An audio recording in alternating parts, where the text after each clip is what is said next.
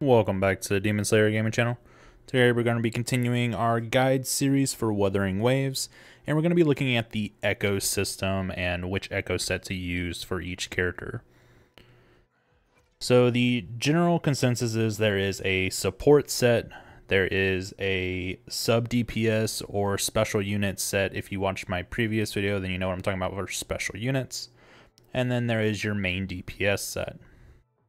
For your main DPS, the general consensus is to use the elemental set on the elemental character. So if you are running a arrow based character, then you would use the arrow set. Same with Havoc and Fusion, Electro, like all of those. If it's for your main DPS character, you'll get the most damage out of them by using the elemental set that matches them. For your supports and your supports are going to be running your rejuvenating glow set, and then your sub DPS and your special units should be running your moonlit clouds. So the reason for this, your support sets are going to be giving healing bonuses, which for your two support characters, Baizi and Verena, that's going to be very helpful. Along with whenever you do any sort of healing for your allies, you will also increase the attack of all party members by 15% for 30 seconds. This will stack on top of the buffs that those characters already give by doing their heals. So you're essentially double buffing for a singular heal on each of those characters. Moonlit Clouds is going to provide the much needed energy regen, and we'll get into the Moonlit Clouds and what I think is possibly a sleeper build for this. And then after using your outro skill, increase the attack of the next resonator by 22.5% for 15 seconds. So generally the outro skill of your support type characters or your sub DPS characters is already going to buff the next resonator for 15 seconds with something else. And then this will double buff them with just a flat attack percentage, which is going to be very helpful. And then we have each elemental set has their individual like fusion buffs and then an additional buff to that specific type of damage, along with sometimes something else depending on what they do. So for the electro set, we'll buff the electro set even more, and after doing heavy attacks or resonance skills. Arrow set, after releasing your intro skill, you'll get another arrow damage bonus. So each of these end up just buffing the damage of their setup even more after doing specific things. Sometimes, though, I personally think the Lingering Tunes set, especially for casual players, is going to be a easier set to farm and use, as it is viable on all DPS characters. So yes, you will get more damage by using the elemental set on the elemental character. But if you're playing this casually and you don't want to spend hours upon hours farming and you want to have a set that will work no matter which character you want to use, this is for current characters, this is for characters that will be coming up in the future. If you don't want to have to farm an entirely new set for those characters, because we all like to pull new characters, even casual players, we want to pull as many characters as possible, we want to play as many characters as possible. The Lingering Tune sets is going to work so well for you, because the only thing it does is increase flat attack, and then the longer you're on the field, which is your main DPS, they should be on the field as long as possible to do as much damage as possible. Then they're going to continue to ramp their attack every 1.5 seconds. And then it also will increase the outro skill damage. So when you do switch off of the character to get your buffs back up from your support and your sub DPS, you'll have an increased damage from that outro skill, which for the main DPS, those outro skills purely do damage. So having a 60% damage increase on an ability that does nothing but damage is huge. So getting in, we're going to go through each set individually. For the support is where we're going to start off. We have the Rejuvenating Glow set. In general, you're going to be running a 4 3311 with this set, so you're going to be rocking the Bellborn Geoshalon as your main Echo, and then running either the Rocksteady Guardian or the Chasm Guardian, the Stonewall Bracer, or the Who Chief's Cyclone. These are all elite class ones that are 3 costs. So you're going to be running 2 of those along with 2 of these 1 costs in here to round out your set. Now, if you don't need the buff from the Bellborn, which that is going to be reducing the damage that you will take. So to increase the defense of, nope, my bad. It reduces 50% damage reduction and it provides a 10% damage boost for the team member that is currently on the field. This will continue to work for any character that is switched onto the field until you are hit for 3 times or you reach this 15 seconds. So this means you can switch off of the character that's using the Echo, switch to your DPS. They will still retain these buffs until you're hit 3 times or the time limit has been reached. So this can provide a decent another buff. So this gives your support character essentially 3 buffs. So they'll have their Echo buff, they'll have their effect buff here for running a 5-piece, and then the buff from their class, their character for actually healing. So that's essentially 3 buffs to 1 character, which is very, very nice. If you don't need this damage reduction though, if you're not getting hit and you're just trying to get your rotation down as quick as possible so you can get back to your main DPS, I would say because this main stat is not really important for supports, that you could run a triple 3 costs. Do they have, I think this set even has 4. You could run a quad 3 cost. That would be 12 points though, which you wouldn't get the final piece, the 5-piece set bonus. So you would want to just run 3 and then 2 1 costs.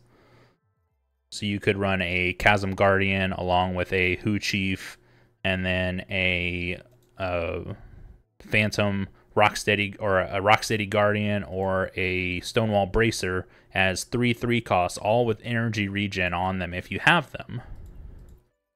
Which I don't know that I do.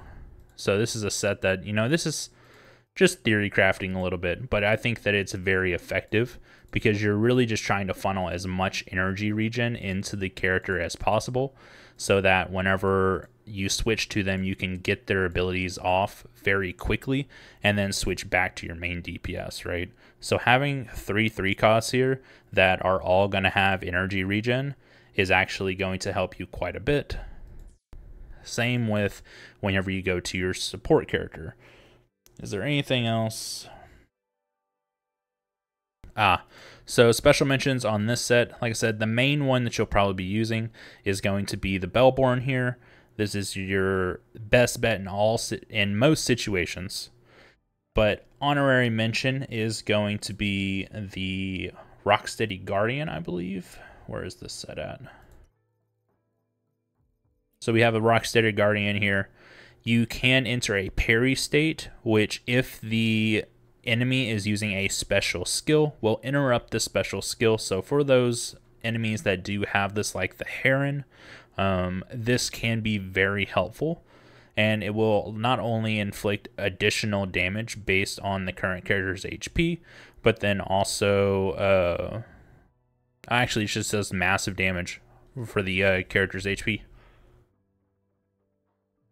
So that can be very helpful. It'll help you reduce the damage taken from an ability that is not easily dodgeable, along with increasing the amount of damage you do during that time. So that's an alternative for abilities for enemies that have special skills. God, I wish the scroll wasn't as slow, so it was a lot easier to like see each of these. I'm not just, it's rough. And then generally, if you're running the 4 costs, you want to be looking for, if you're running By Z, you want to be looking for an HP main set because her abilities scale off of HP. And then if you're running Verena, you want to be looking for an attack percentage main stat, as all of her healing scales off attack percentage. And then if you're not running the 4 cost for the Belbordian and you're just running the 3s with the 2 1s, then you'll be just looking for energy regen. And then jumping over to our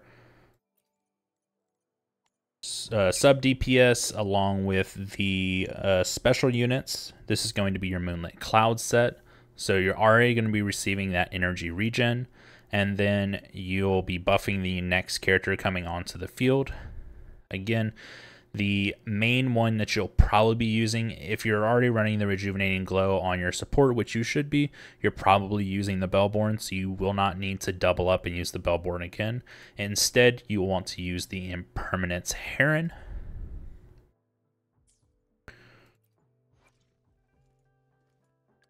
Come on. Alright, so the Impermanence Heron is going to transform, do a bit of damage, and then it generates resonance energy for the current character. And then if the current character uses their outro skill within the next 15 seconds, the next character's damage dealt will be boosted by 12% for 15 seconds. So again, this is going to kind of double up with what we're already doing. Is this is going to give you another buff going into your main DPS. So this would be 3 buffs from this character, 3 buffs from your support, along with anything else that the character may buff up, like Mortefi here buffs heavy attack damage.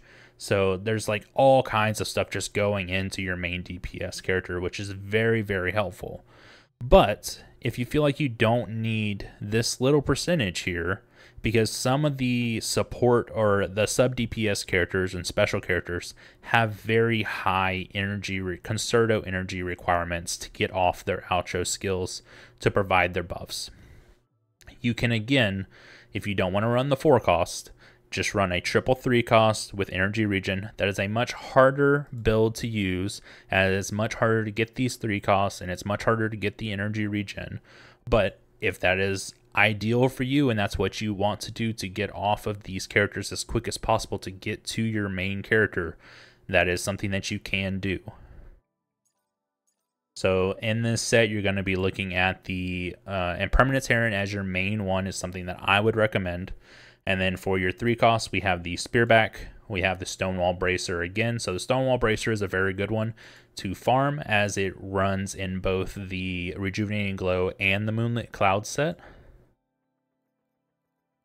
And then we have our Chase Razor here, along with the Geohide Saurian. Those are your 3 costs that you'll be looking at to try and get as many as possible. And then your 1 costs here that are going to round out your set. For the Moonlit Cloud set, again, you're probably going to be running the 4-3-3-1-1, but you could run the 3-3-3-1-1 if you're looking for that energy regen. And then there are a couple of these sub DPS characters, such as Yanlin and Chang Li, that will be coming out soon, that are on the higher DPS spectrum for sub DPS.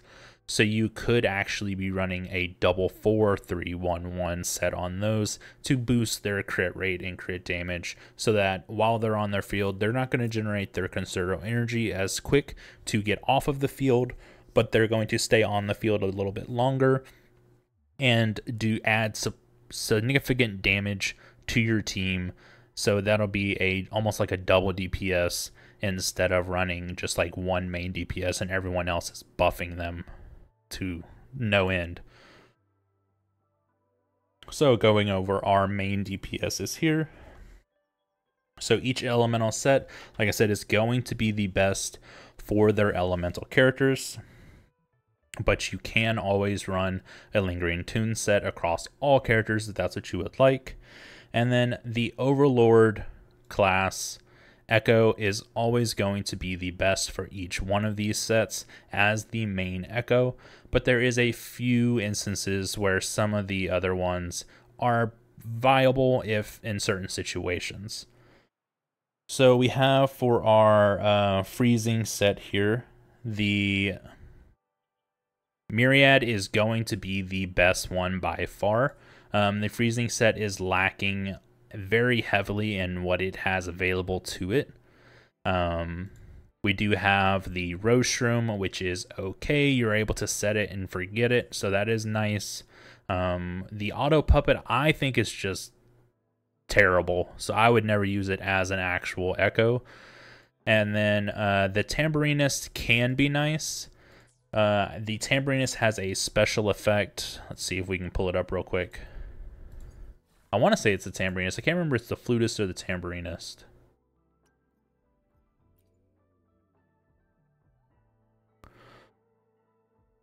So the Tambourinist is not the one I was thinking of. This one just buffs the deal additional havoc damage. So if you're using this for going into another havoc character, they can tremendously. If you get all 10 stacks of this, you're looking at 144% havoc damage boost, which is ungodly. But I don't know how long this buff lasts. It doesn't say. I don't know how easy it is. I've never used the Tambourinist to actually get this. So if you're playing around a Havoc damage character, this may be something you'll want to look into, but this is something that you'll have to kind of play around and see how it works for you. But yeah, the Myriad is just going to be your best by far. It does very respectable damage. And then along with increasing the Glacio damage of the current character and resonance skill damage for 15 seconds, stacking up to 3 times. So this is going to provide another buff to the on-screen character at that time. And then we have the Molten Rift. The Inferno Rider is going to be your best echo, along with providing just the movement whenever you're running around, which is kind of cool and nice. It will do very respectable damage, and then also boosting the fusion damage and basic attack damage of the character that is using the echo. So all around, this provides so many different things that are very nice and helpful to you. There is the Violet Feathered Heron, which you are able to enter a parry stance again, which does recover Concerto energy. But this parry stance does not have a special interrupt for special skills, so it's not as good as some of the other parry stances. Is there anything else for this one? Don't think so. For fusion, you can go for the Havoc Dreadmane. There were a lot of people that were using that for a while, because it inflicts additional damage. Like, it does damage to the character, to the enemies, and then it provides like a debuff on them, and every time you hit them, it does additional damage. So that is something that you could do, but it's not ideal. Again, this for the fusion set, you're pretty much relying on the Inferno Rider. And that's currently, though. Everything we're going over now is going to be changed as more echoes are releasing, as we'll possibly getting more sets. And so you're just kind of taking this as what's okay for now. But going over to the Void Thunder. Void Thunder is the first one that has 2 potential 4 costs, and they're better in different situations. So the Thundering Memphis does a 6-strike attack, which means that you're going to be in your echo form for a very, very long time. When you're doing high damage bosses, this may not be something that you want, so you have to consider this if you're choosing to use Thundering Memphis. But if you can get all of these hits off, then that final hit is going to increase your electro damage and resonance liberation damage for 15 seconds. So this is going to be very good for Calcharo, Yinlin. Both of those are going to benefit from these a lot. But then you also have the Tempest Memphis, which this is only a 2-hit attack. So this is going to happen a lot faster, and you'll easily be switching back to your character after this. And then this will buff your electro damage and your heavy attack damage instead. So you're not going to be providing as much of a damage boost to your character, as heavy attack damage is not as helpful. but you will still be providing this electro damage, so that is going to help. Now they have the Flutist or Flautist. Now this one is unique in the fact that its ability deals damage a total of 10 times, and you gain Concerto energy every time a hit lands. So this can help you with your Concerto energy generation to help get your sub DPS off the field and into your main DPS. But again, I've never used this one, so I can't say how easy it is to get these 10 hits to even land. This is kind of a set it and forget it echo, though, if I'm not mistaken. So once you summon him, he's going to do those 10 hits, and it just depends on if those land while you're still able to kind of dance around the field.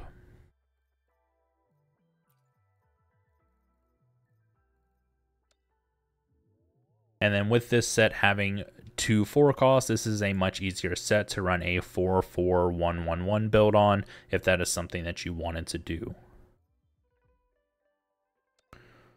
Going into the Sierra Gale, the Monkey Man is going to be your best echo to use for damaging buffs. It will increase with that final hit, if you can get it off, will increase your arrow damage along with heavy attack damage. With Jian and what's her name? Jiangxin. Jiangxin. I know how to say her name, I can't remember it right now. But anyways, with both these characters benefiting very heavily from heavy attacks, so this is a very nice one to use for the current set of characters. But there is a honorable mention here with the Scion Feathered Heron. It again will have another ability that will interrupt special skills. So if you're struggling with certain bosses that have special skills, you can use the Scion Feathered Heron as your main echo. This set only has 1 4 cost, so you're most likely going to be running the 4-3-3-1-1. And you'll probably be using, with our current arrow characters being primarily DPS characters. The other one is the Panda Girl is very good at supporting, so you could run a double energy regen on her, but you're primarily looking for an arrow damage bonus for Jian. Then we have our Celestial Light set. The Morning Ice is going to be your best one, which is going to provide a spectral damage bonus along with a resonance liberation damage bonus.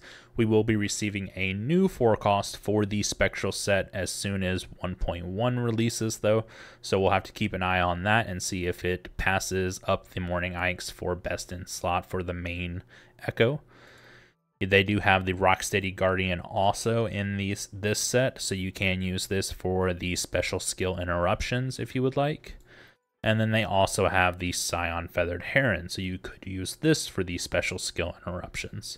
So it's a lot easier for the spectral characters to have the special skill interruptions, which is very nice. But again, you're only looking currently at having 1 4 cost in this set. So you'll probably be running a 4-3-3-1-1 on this set. But like I said, release of 1.1, they will be adding a new 4 cost. And then you could very easily run the 4-4-1-1-1 build, which would be much easier to farm if you're running it on your main DPS. For sub DPSs, you probably always want to be running the 4-3-3-1-1 because that energy regen on your sub DPSs is just way too good. And then the Sun Sinking Eclipse, which is going to be your Havoc set here. We have the Dreamless, is going to be your best in slot if you are running Havoc Rover. The reason for this is Havoc Rover gets a 50% increase in damage to this skill, the Echo skill, which makes this hit like a freaking truck. It is probably still best in slot, I would say, even if you're not using it on Havoc Rover, but it is 100% best in slot if you are using it on Havoc Rover. Crownless is going to be your alternative, with doing Havoc damage, increasing Havoc damage and Resonance skill damage for the character that is currently on field. But most likely, everyone so far is currently running like double Dreamless for their double Havoc sets, and it is doing tremendous damage.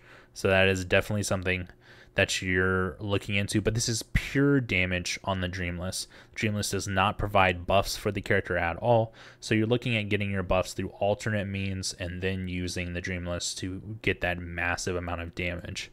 That's why Crownless can be used, as it does provide the double skill damage increases for the character as well. But this is one of those sets that has the double 4 costs, so you can very easily run a 4-4-1-1-1 build, get your very high crit rate and crit damage, and then using the Dreamless with that super high crit values is going to do absolutely absurd amount of damage. So that is something that a lot of people are looking at when running the Havoc sets. And then we have the Lingering Tunes. Now, the Lingering Tunes, the best echo to be using is going to be your Mech Abomination. The Mech Abomination, the good thing about him is he is a set him and forget him echo. You do not need to actually stay in the Mech Abomination like form to actually do the abilities, and you'll also be increasing your attack. And all of his damage counts as outro skill damage. So if you're running this set here, which increases outro skill damage by 60%, you will be buffing all of his damage by 60% as well, which is insane. So for this set, you'll be running a 4-3-3-1-1 set again. There's currently not all these sets that you're running the 4-3-3-1-1 on. Eventually, will receive a new echo that will be running. You'll be possible to run a 4-4-1-1-1 set. But currently, each of these sets is limited on how many 4 costs they have. Now you can run a combo set. So if you're looking at like you want to have the Lingering Tune sets, which is much easier to farm, you could run 3 of the Lingering Tunes, get those very easily, and then say you're using it on Gion, for example, you could run the 4-4-1-1-1 build with Mech Abomination and then 2 other ones from here, whether it's 2 of the 1 costs if you're running a 4-4-1-1-1, so 2 of the 1 costs, and then go over to your Sierra Gale set, throw on your Monkey Man, and then 1 of the 1 costs from here, and that's going to provide you the 10% arrow buff along with the 10% just flat attack buff, and then you're going to lose your 5-piece, which the 5-pieces are very, very nice, and most of the time will outweigh the other ones, but that then becomes very easy to farm, and it allows you to transition from if you main farm Lingering Tunes and you put that on every character, and then you find a character that you really, really like, you want to stick with them, you're going to be using them for a long time, then you'll want to start transitioning into using their elemental set. So you can start off with the 5-piece Lingering Tunes, start to farm that set, switch to the 4-4-1-1-1 as you get some of the set that you'll be using for that character, and then once you finally get all 5 pieces that are sufficient to what you want them, you want the correct elemental sets, elemental damage boost or energy regeneration or whatever the case may be, then you'll go into the full 5-piece set on each of your actual elements. So that is something to consider as well.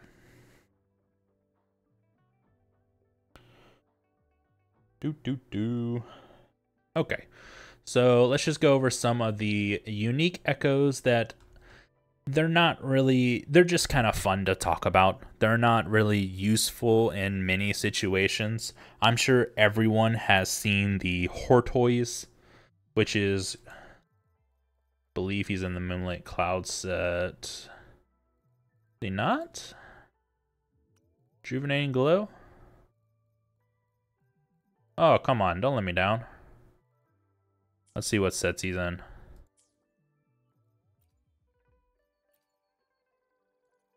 So we have him in the Freezing.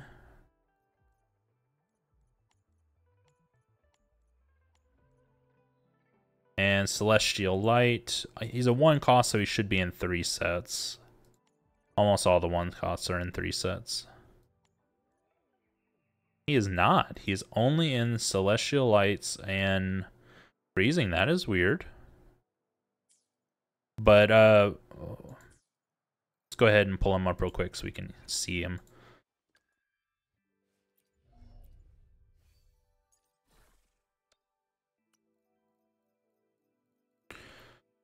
So for the Hortoise, whenever you change into him, you're just going to slowly restore HP.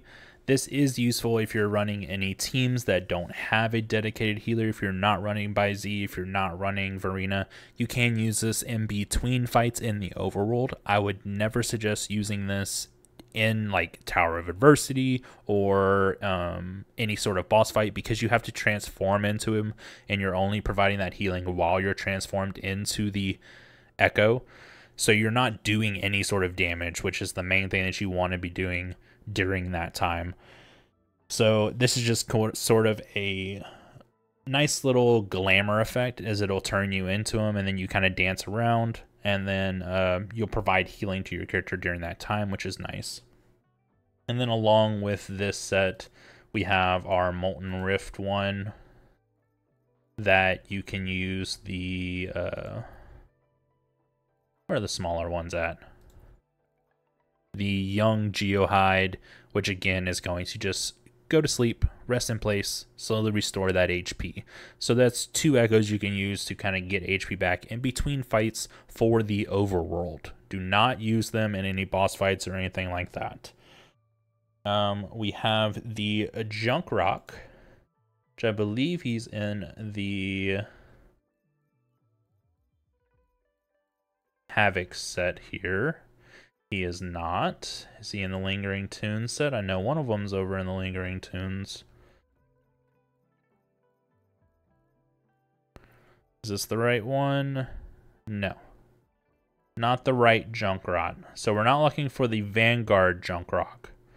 We are looking for...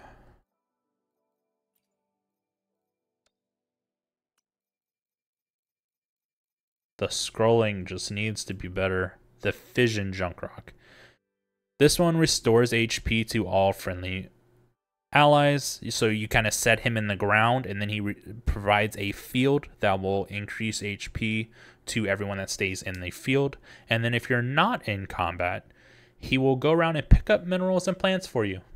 Isn't that nice? That's very unique. This is the only Echo currently that does this, and there's no point to it. It's not necessary, but it is fun to just kind of watch him run around and do it. So that is something that you can look at.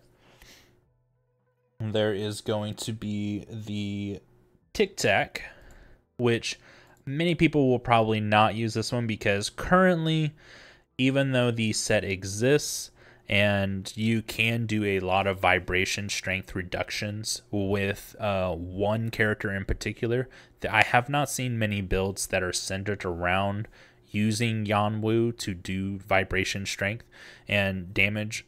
But this is a Echo that you can, that does reduce the vibration strength by 5% during 5 seconds.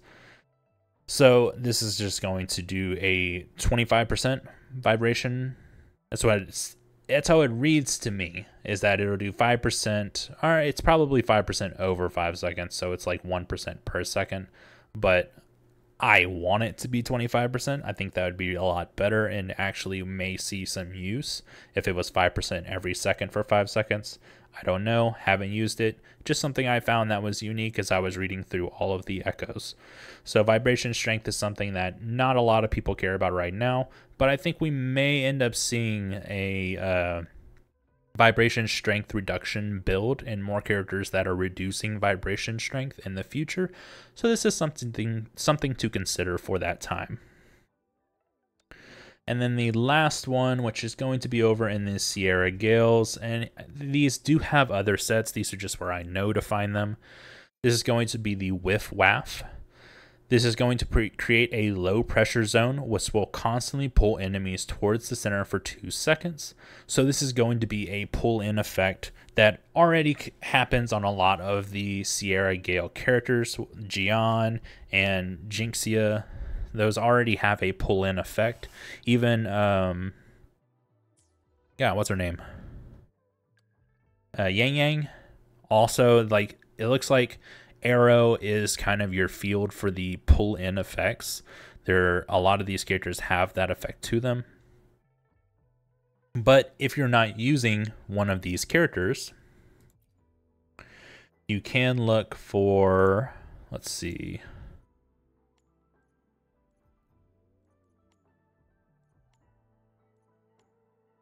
So you could be running this on, say, your support character. So you're going to be losing your damage reduction in one of your buffs.